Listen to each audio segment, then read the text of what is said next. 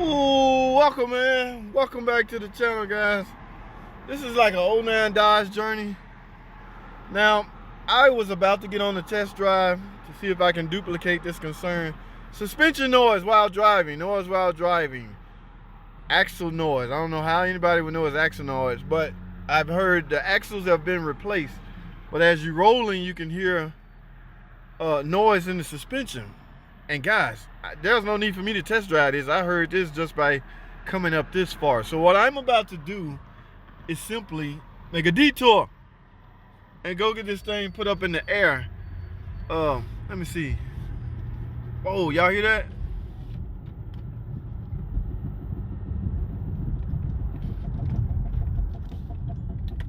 Oh, yes, that is bad. All right, guys, let me get this thing in the shop, in the air, so we can find out exactly what that noise is. Axle, brand new axles. What does that mean? I don't know, guys. We're about to find out. Y'all stay tuned. Don't go anywhere. I will be right back. Alrighty, guys. I hear a bunch of clicking foolishness going on this side. Oh no. What the hell? Y'all see that? The freaking... Who just did a brake? These are new brake pads. Yep, she did. Oh, you gotta be kidding me. Those are brand new brake pads, guys. Somebody did a brake job on this thing. Look at this, guys. Holy crap, no freaking caliper bolts. Are you kidding me? That's what was making that noise. Oh, I'm about to go. Yep, new axles. Holy crap. That's dangerous. That's good. This is the one that ain't scratching up against this wheel. All right. Let me go tell these folks. I cannot believe this. Look at that. Brand new brake pads were just installed. What a freaking idiot. I'm gonna call it like I see it, guys. That is dangerous, reckless, and idiotic. I don't know who takes the boat. Well, I guess you gotta take it all the way out, but how do you not see the boat sitting on your table when you, unless you fingers? Yeah, I'm guilty of that, so let me be careful what I say. You know, you take the boat's finger tight and you're supposed to remember to come back and get it, and you don't. Oh my goodness. All right. Ooh, I'm shocked. Hold tight, guys. I gotta go talk to somebody. Let me check the rear. Did they do the front and the rear?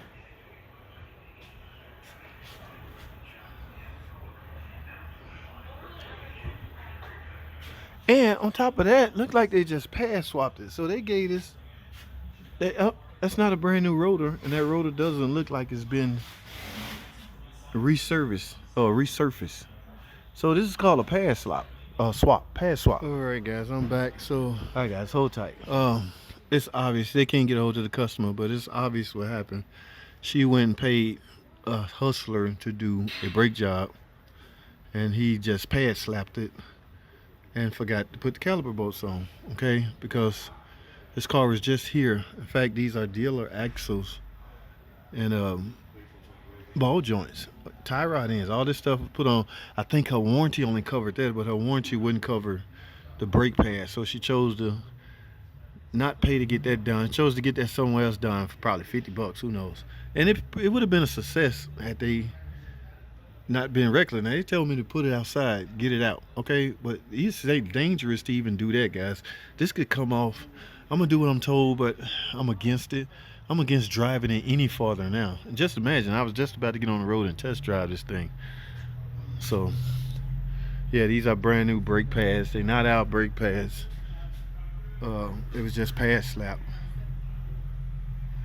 All right, I gotta do what I'm told. So, there you have it, guys. That's all I have, man. Thanks for watching. Alrighty, guys, y'all see this 2.4. I screwed up, guys. Not that I screwed up, it's that I miscalculated or I misjudged something. One of the guys asked me, how long it take you to do a thermostat on a Chrysler 200? You know me, 1 hour. Just give me an hour. I knock it out real fast. But I did not calculate the fact that some of these, the engines that equipped in some of these 200 could also be the 4-cylinder 2.4, which is what this is. Guys, it may take a little longer than an hour. I don't know if y'all ever did a thermostat on one of these. Now I can get it done in an hour. It's just that now I'm gonna have to work extremely hard and you know, pull some strings to pull this off. But I will get it done. This thing right here, ooh, it ain't no joke, man. Yeah, I got some videos out on this, how to replace this. So I gotta change this thermostat and reinstall, add some more coolant, and get this thing fixed. P0128. I can get this done in an hour, guys. yeah, I can. So especially I gave them my word. Now I'm about to make it happen, guys. Y'all hold tight. Well, I can't film this because I got a lot of work to do. Stay tuned. This is why you gotta be prepared for the unexpected when you're working on cars. See this? This is my old thermostat. In the middle of taking it off, of course I got it off. These are a pain in the butt. However, look at this hose, guys. It broke right here, guys. This part go right here. All right, I did not factor that into the estimate. Now I had to call the customer back. Here's my new thermostat. Ma'am, you need a hose. Your hose broke. And the good news is it broke in our possession. Okay, this could have easily broke in your possession while you're driving and you spill all your coolant out and you have a catastrophe. Hope I said that right. But anyway, guys, yes, the best thing that happened to a mechanic as far as the customer goes is for their problems to happen in that mechanic's possession. That's exactly what happened. The bad news is we got one, but it's $109. She's bulking over paying for this hose, guys. Do y'all get that? Do y'all understand what I'm saying? I found this and it happened in my possession, but I'm willing to put a new one on at no charge. It's just $109. All right, I'll let y'all know, man. Y'all stay tuned, man. All right, guys, I want to show y'all something. Here's what could happen if you guys keep doing what some would call pad slap. Now, y'all see this pad? It is nice and thick, right?